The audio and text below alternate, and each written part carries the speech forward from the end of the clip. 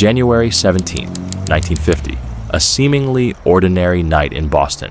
Beneath the surface, 11 men, driven by greed and ambition, pulled off the crime of the century, one of the most meticulously planned robberies in U.S. history. In less than 35 minutes, they would vanish with over $30 million in today's money.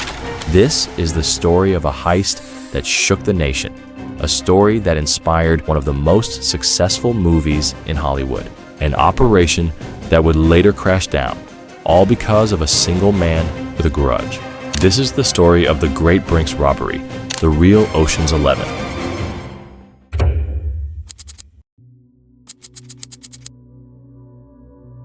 In the 1940s, there was a well-known building in Boston, a building famous not for historical importance, but because this particular building was playing the role of a huge safe, holding millions of dollars in cash, checks, and other valuable items. A building that belonged to Brink's, a financial security company based in Boston, Massachusetts.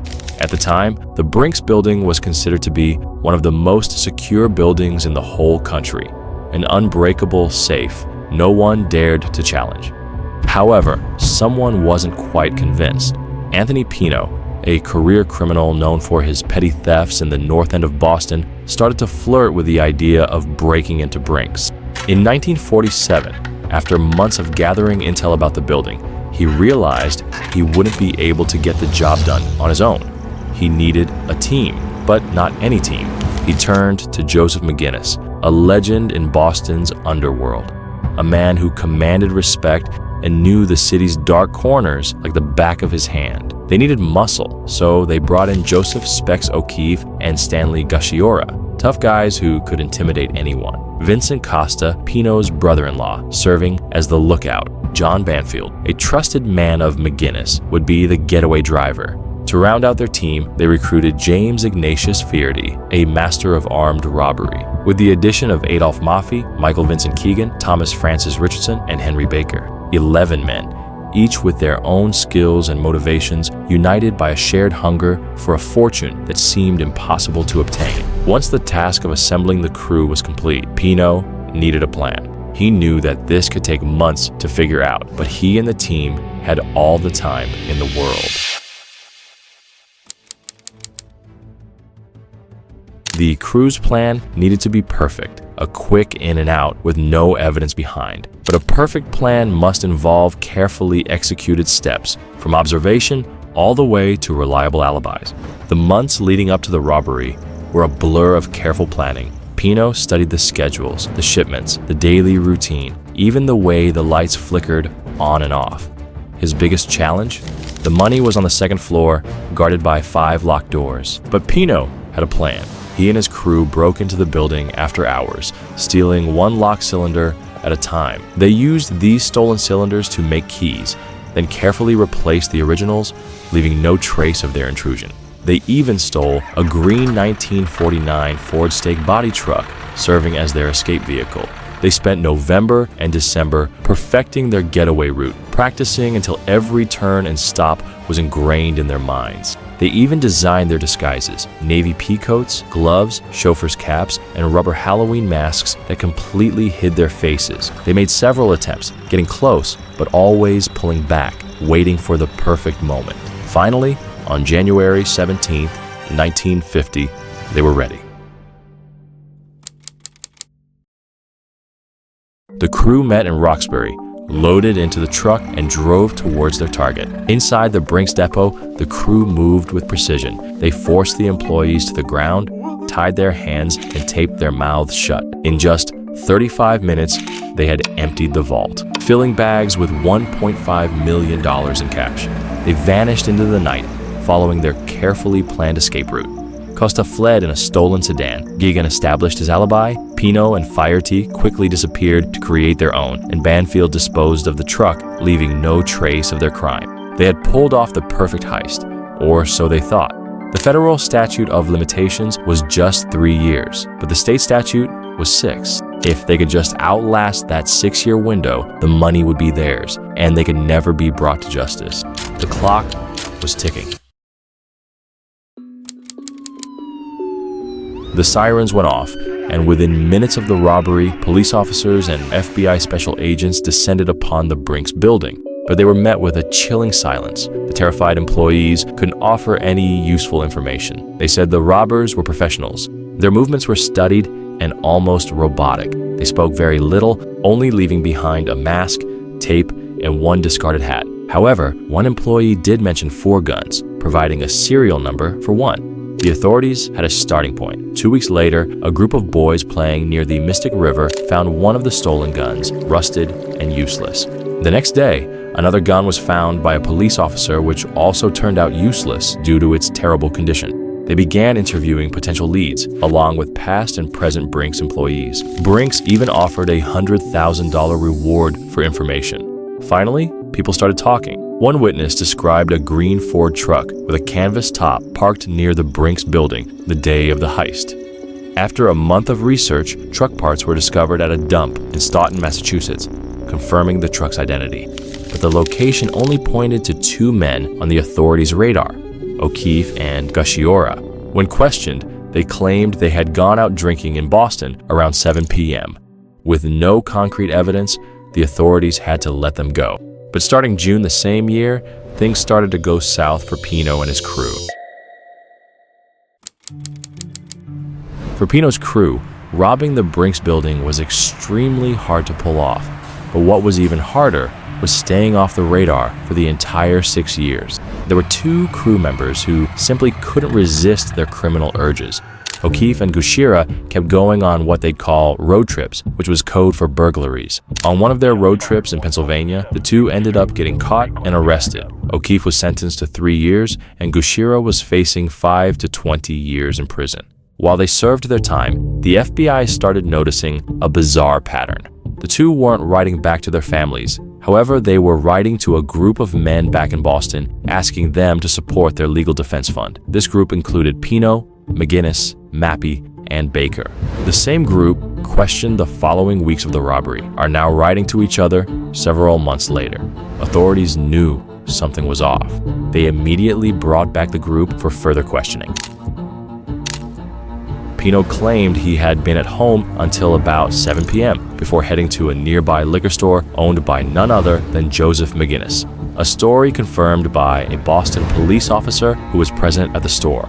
Maffei could not provide an alibi, but Baker insisted he was at home having dinner with his family before leaving at 7 p.m. for a 2-hour walk, during which he claimed he encountered no one. Armed robbery specialist James Fairdy claimed to have been out drinking between 5:10 p.m. and 7:45 p.m.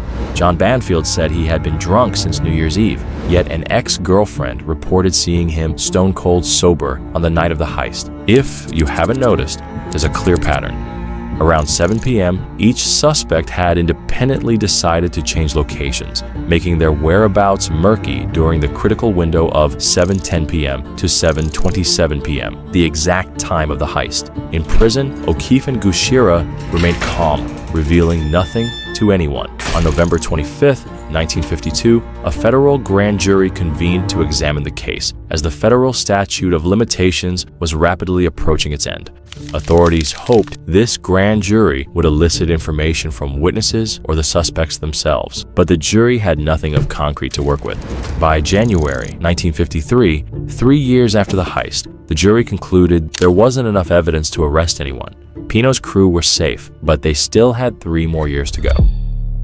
3 years felt like 3 decades for the crew. Over the next year, O'Keefe would go in and out of jail. Each time he contacted the same group of men, pressuring them for financial help. Each time the men grew more and more sour. The air in Boston was thick with tension. March 1954 marked O'Keefe's return, and he wasted no time reuniting with the other suspects. 2 months later, O'Keefe, with a partner in tow, pulled an inexplicable move. They kidnapped Pino's brother-in-law, Costa, holding him captive in a hotel room. 2 days later, following the payment of the ransom, they let Costa go. During police interviews, everyone claimed ignorance, but one thing was crystal clear. O'Keefe had become a liability, and he needed to be dealt with. On June 5th, 1954, O'Keefe found himself at the center of his first assassination attempt. A suspicious car approached. Sensing danger, he instinctively slouched in his seat, narrowly dodging bullets that shattered the windshield. This was just the beginning. Just 2 days later, the second assassination attempt unfolded. This time, O'Keefe was shot in the chest, but somehow managed to survive. Realizing the mess he was in, he made the decision to flee Boston. However, his escape was short-lived, as he was arrested for possessing a firearm. Violating his parole, he was sentenced to 2 years in prison. Pino knew that having 10 associates would eventually hunt him down. In January 1955, getaway driver Banfield died of natural causes. 1 down, 10 to go. While authorities felt they were rounding up the suspects, they still had not located any of the money. But they saw the tension within the group as an opportunity to get someone to talk. In prison, O'Keefe was still writing letters to other suspects demanding financial support. With each letter getting ignored, his frustration grew. The clock was ticking. FBI agents, relentless in their pursuit, repeatedly visited O'Keefe, hoping to crack his silence. By December 1955, a shift occurred. O'Keefe's disdain for his former accomplices grew. On January 6, 1956, O'Keefe sat down with the agents and uttered the fateful words. "All right, what do you want to know?" Pino and his crew had waited 5 years, 11 months, and 20 days. They were just 11 days away from claiming the money as theirs. 11 days. On January 12th, the net closed in. Baker, Keegan, Maffei, Costa, McGinnis, and Pino were all apprehended.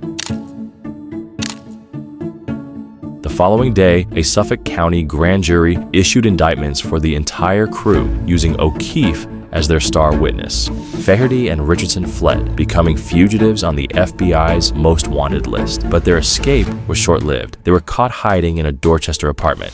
Gushira was transferred to a Massachusetts prison. On July 9th, he slipped and hit his head in a cell, dying a few hours later. 2 down, 9 to go. The trial of the remaining men started in Boston on August 6th. Each was sentenced to life imprisonment for armed robbery, with additional sentences ranging from 2 to 10 years for conspiracy, theft, and breaking and entering. O'Keefe was the only one to plead guilty. He received a more lenient sentence of just 4 years. 11 down. But there's one question we haven't answered yet. Where is the money? On June 3rd, 1956, a man suspected of circulating counterfeit bills was apprehended by police in Baltimore. During the search, officers discovered over $1,000 in his possession. However, the investigation deepened when they found nearly $4,000 hidden in his hotel room. Among the cash recovered, police matched the serial numbers of $4,635 to those of the bills stolen in the infamous Great Brink's robbery. Under pressure, the man revealed the name of his associate, known as Fat Joe. Authorities swiftly tracked down Fat Joe, leading them to a concealed metal container hidden behind a wall panel. Inside this container lay piles of cash, totaling nearly $60,000, identified from the Brink's heist. Much of the money was found in a state of decomposition. Despite these discoveries, over $1.1 million of the money stolen has remained missing to this day.